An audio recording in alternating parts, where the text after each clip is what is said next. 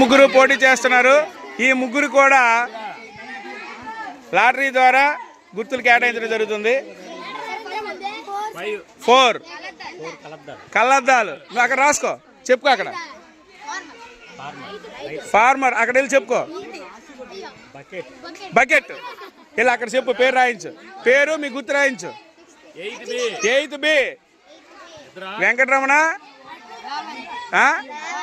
రేవంత్. ఇద్దరే, 2 తీయాలి నాన్న. 5